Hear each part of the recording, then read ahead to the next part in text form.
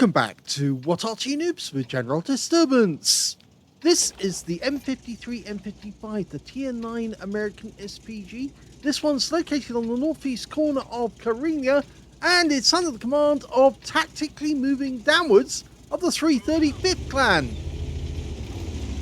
Well, it's quite a colourful one as well, isn't it? Daddy's here. Okay. It's an 18-inch howitzer, because I can tell that because the barrel doesn't extend over the front of the vehicle. If it did extend over, that would be the 155mm gun, not the 18-inch howitzer. This one is 203mm, capable of 900 alpha, 52mm of pen, 10.5 meters on the burst radius, and between 12.5 and 28 seconds of stun. Oh, now what was he thinking there? I'm not sure he actually had command of the vehicle. Maybe he was doing something else at the time. But he's now aiming at the enemy. In fact, he's aiming at the south side of the the horseshoe, because we've got an enemy tank, an IS-7 coming up. He's fully loaded and ready for him. We just lost our teammate who went down the same route, the AMX-30. Tried to get to the top of the donut, and here comes the IS-7. Rounds out. Well, he knew a shell was inbound and he pulled back, but he still took a splash for 220, so good start. You can see he's backing up whilst he's reloading. Got plenty of time to do that because the standard reload 40.27 seconds, but he's got 32.95. Well, he's aiming for the bush at the far end of the south pass, or the south approach. There's nearly always some tank destroyer there, but he's fired instead on the E4, and all he got was some stun out of that one. Our teammates have actually met an enemy vehicle way up in the northeast and northwest corner of the map, and this is a very bold move because he's actually going right up on top of the rock. That may make him visible to any enemy light tanks who happen to be in the marsh, but there's no light tanks on the enemy team, so the only thing he's got to worry about really is tank destroyers. That there might be a tank destroyer out there with enough view range to see where he is. However, we can see somebody's knocking trees down, and so that has to be an enemy tank. He fires around him blind. Nobody spotted him so far, even though he's right up on top of the rock. Probably the last place that any enemy Arty would try to counter battery you from. But that's the worry there. That T-54D, and yes, he has been spotted. Yep. That's the big worry. You go to a prominent position like that, you get spotted, and then the enemy Arty keeps paying attention to you for the rest of the battle. The enemy Arty in this game is a Batchat 155-55. Now, we don't know where the T-54D went, but I'm pretty sure our Heshbon is probably aware of that, and he's a bit concerned. In fact, I think he just fire? Yes, he did. So somebody is in there. There's also a TL-7 a little way off. The good news is we've got a GeForce 1008, and he's just found the T-54D. Oh. No, that one hit the rock face. He was a bit annoyed about that one as well. Oh, I'm not sure this is the right move to do. Actually getting closer to the enemy tank. Well, no, he's decided he's going to change course. And instead, he's actually moving across. And our team have done so well on the west side of the map, pushing the enemy back and killing quite a few of them, that he's decided to relocate, and that way he can't be spotted by the enemy team. If he's way over here, it's going to be very difficult for them to find him just by looking for the tracer. Okay, Runner Sorrente, he's dialing in. This guy's going to have to back up sooner or later. Rounds out. Good shot. 327. It landed alongside him.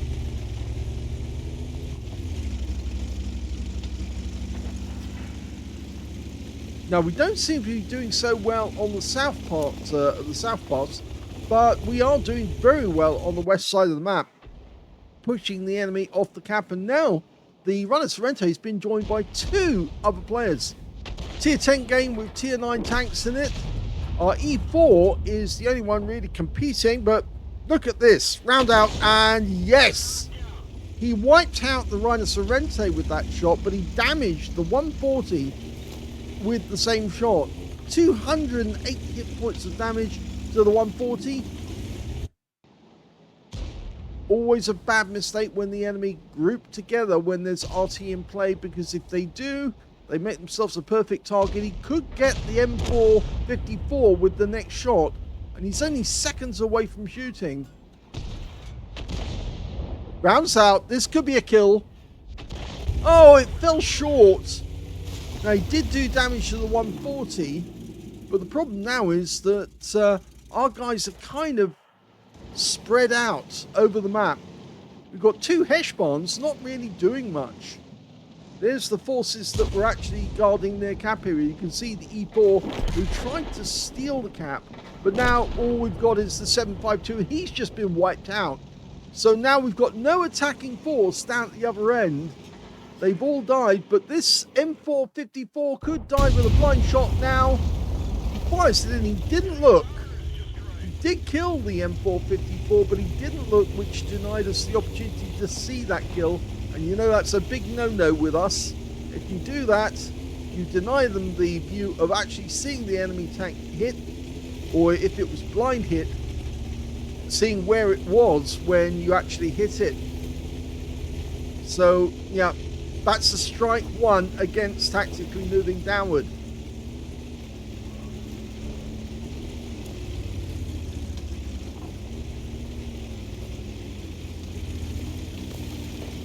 Well, he's decided to return to the cap area. The enemy object 140 is in sight down the other end, and in fact he's just been barned by our Heshbon that was closest to their cap. So the good news now is that we're 2 up on the enemy, and theoretically he could make a move and try and go to the enemy cap area and start putting pressure on the cap. The enemy have got a TL7 that we can't locate, or an IS-7 up on the horseshoe. He's looking into the marsh as he's going where the IS-7, the TL7 is located.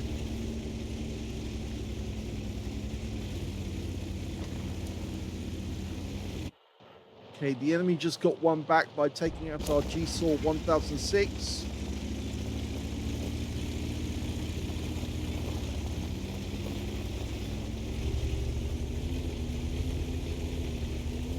He's trying to squeeze his way through by going as far west as he can without actually going just around that corner. The enemy TL7, well, he's gone. So we're still 2 up on the enemy, but they've still got an IS-7 and an object 752 and their Arty. So now we can make moves and go with the Heshbon on our team, get to the enemy cap and start putting pressure on them. The other Heshbon on our team is actually moving through the swamp area, which is very dangerous actually, really. Because he doesn't know where the IS-7 is. Oh, there's the IS-7. He's actually back at his cap area. So we're quickly trying to realign to get a shot in there. Don't fire too hastily though, because you've got a full-blown reticule and the shell won't be accurate until it is fully dialed in. The IS-7 just fired his load. He's a one-shot. Here we go. Rounds out. This could be a kill, and he looks away again. And he's happy about it, but we're not happy because we didn't see that kill. So that's strike 2 to Tactically Moving Downward. Don't look away. If you look away, we're deprived of the sight of seeing the enemy tank, seeing where it's hit. If you want to send in replays where you don't look at the enemy, just shoot and fire, then obviously we can get those from anyone who has a tank who shoots and fires. We want to see the actual tanks hit. We don't want to see them just somebody just shooting and leaving it at that.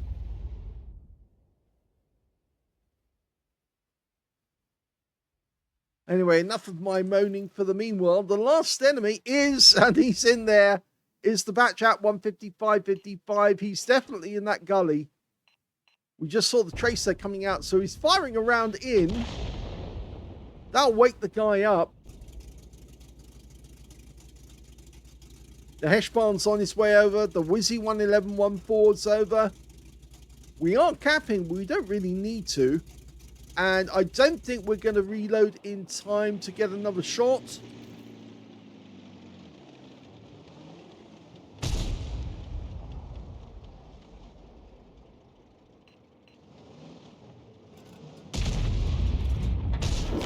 Well, we did fire, but it's on a wreck because the Wizzy 111 Model 14 gets the kill.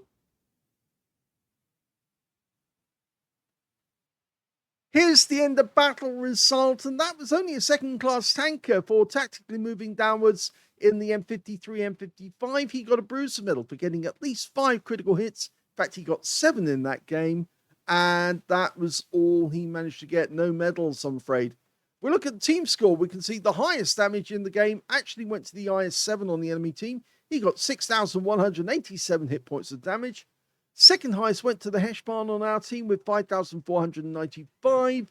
And the third highest damage went to the AMX M454 on the enemy team with 4,109. You can see Tactically Moving Downwards only got 1,458 in that game.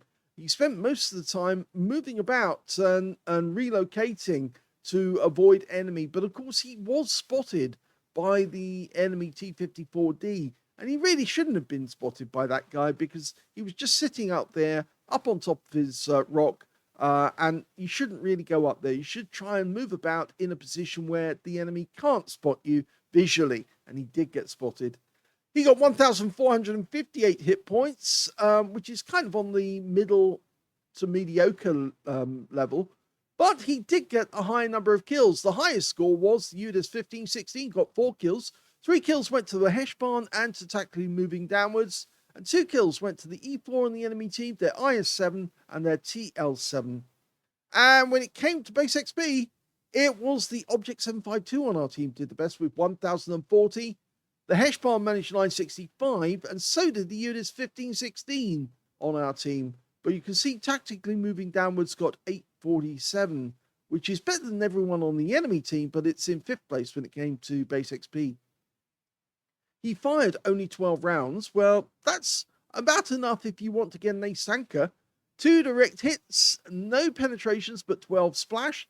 Damage of 1,458 hit points, all of it at more than 300 meters. Damage 4 of the enemy, killed 3 of them, and did 1,563 hit points of stun assist off 9 stuns. On a premium count, he actually made a loss on this game of 7,379 credits. And he also made a profit of 2,543 experience points out of it. But I think the one thing he's obviously going to take away from this battle is don't look away when you shoot at the enemy. We want to see where the shell goes. If you do look away, then we can feel free to discard your replays. If you send them in, they'll just get rejected. And that's it. You won't get any more videos on our channel.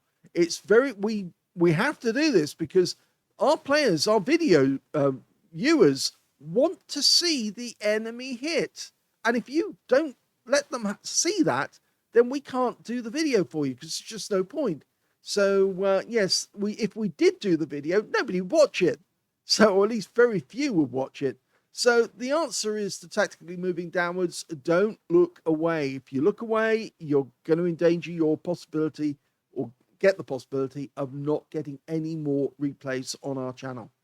So that's the end of this replay, but we do have another one for you to watch. It's a very brief one. So let's have a look at that one. The second replay is on Mountain Pass, and you're looking at the SU-14-2, the school bus, the Tier 8 Soviet SPG with Ukrainian colours. Okay, this one's got the big howitzer, the B4 howitzer, 203 millimeters, capable of doing 900 alpha, 52 millimeters of pen, 10.5 meters of burst radius, and between 12.5 and 28 seconds of stun. It's basically a heavy tank that's been converted into an Arty. The original tank was the T-35, which was a very big and heavy tank made by the Soviets in the interwar periods. Wasn't very effective, wasn't very good, wrong dimensions. In fact, David Willey has spoken about it on many occasions. It's just a wrong tank, very slow. But this one actually does work quite well, the school bus. The fact that it's an enclosed Arty means that you do get the ability to use the vents. Rounds out. Went long, but there was something odd about that shot. We saw the tracer, and it seemed to land, but he looked away just at the wrong moment, so we didn't get to see if there was an explosion. And I think he actually did hit something there, but he didn't actually stay long enough to see if he hit something. We can see a hole on the ground, so maybe that was an explosion. That's another reason why you have to look and watch to see what happens to the shell, because if you don't, then we don't get that sort of information. He fires again. This time he goes behind the SU-130PM, but he does get some splash, only a little, 22 hit points.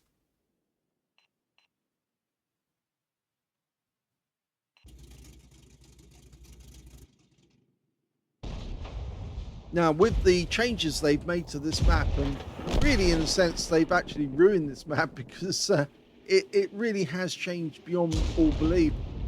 It actually makes it much more difficult for Arty now to play this particular map, because you can either choose one channel or the other. You really can't play both. You used to be able to do that. Now he's got two targets together. Go for it. Yes! That was a penetrating shot on the Guerrilla 15. If he hadn't stayed to see it, we wouldn't have got to see that he actually hit the gun shield on that Guerrilla 15. So it's a good shot, worthwhile. It's a bit odd that we didn't get any splash onto the Progetto, but I get the feeling that the shell went straight through that gun shield and gave him a high roll for 917. Okay, he's going to go for the Progetto this time, fire straight away. And you can see this time round, the shell was sent to the right and landed alongside the Progetto. With 3 up on the enemy now, 4-1. He's looking around for his next target. He's focusing on the bridge at the moment, because the bridge area is, these guys are shooting down our tanks on the ice road. And in fact, we've only got 2 tanks on the ice road now. Got a lot of tanks on the other route, and if they don't oh, that was a blind hit again. You would have missed that if you'd looked away. You wouldn't have seen it. So we do know now that the Progetto did take a direct hit.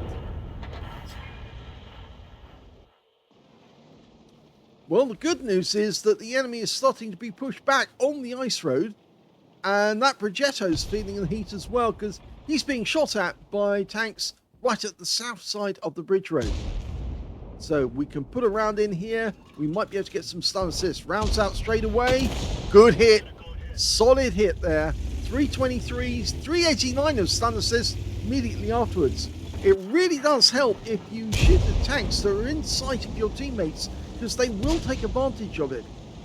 They know that the reload time of that tank, the enemy tank that's been stunned, is going to drop, or it's going to get longer for them to reload, so they know that they are vulnerable.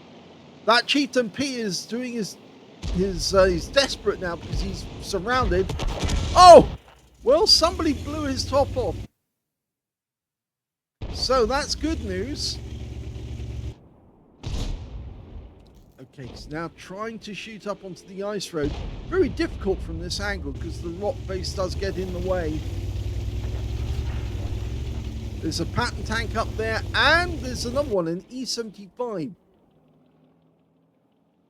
Now again, the changes to the scenery have actually put a giant rock in there now.